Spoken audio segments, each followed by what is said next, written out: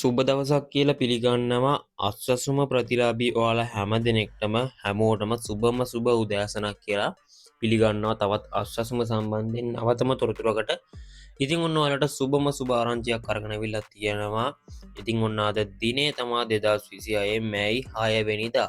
ඉතින් ඔයාලා ගොඩක් දෙනෙක් බලන් හිටියා අස්වසුම මුදල් වැටෙනකල් ඔයාලට සුබම සුබ ආරංචියක් කරගෙන අවිල්ලා තිනවා. වීඩියෝ එක අවසානයේ තෙක් නරඹන්න. වීඩියෝ එක අවසානයේ තෙක් නරඹුවොත් එහෙම පළවෙනි අධීරයේ කට්ටියටත් මුදල් වැටෙන්නේ කවදද කියන එක ගැන ඔයාලට දැනුවත් වෙන්න පුළුවන්. ඉතින් මතක් කරනවා මෙන්න මේ වගේ අස්වසුම සම්බන්ධයෙන් සහ රජයෙන් දෙන දීමනා සම්බන්ධයෙන් තොරතුරු ඉතා ඉක්මනින් දැන ගැනීමට නම් මදුරංග ටෙක් අපේ YouTube නාලිකාව subscribe කරලා එකතු වෙන්න. පල්ලෙහා පැන subscribe button එක click කරලා ඊට එහා පැත්තේ මතුවෙන bell icon එක touch කරලා අපේ නාලිකාවත් එක්ක එකතු වෙන්න. ඉතින් ඒ වගේම Facebook එකෙන් මේ වීඩියෝ එක බලන කට්ටියත් Facebook පිටුව follow කරලා එකතු වෙන්න.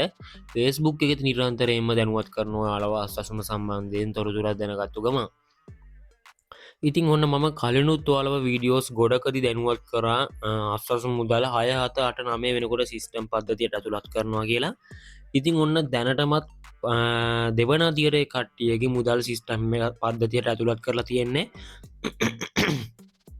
ඉතින් ඔයාලට පුළුවන් දැන් සිස්ටම් එක චෙක් කරගන්න වගේ ID නම්බර එක ගිහිල්ලා ඉතින් ID නම්බර එක ගහලා චෙක් කරලා බලන්න වගේ සිස්ටම් එකකට මුදල් වැටලාද කියලා දෙවන අදියරේ කට්ටිය. ඉතින් පළවෙනි අදියරේ කට්ටියගේ තවම මුදල් වැටලා නැහැ. ඉතින් ඒවා සිස්ටම් පද්ධති සකස් කරමින් තමයි දැන් පවතිනවා කියලා සඳහන් කරලා තියෙන්නේ.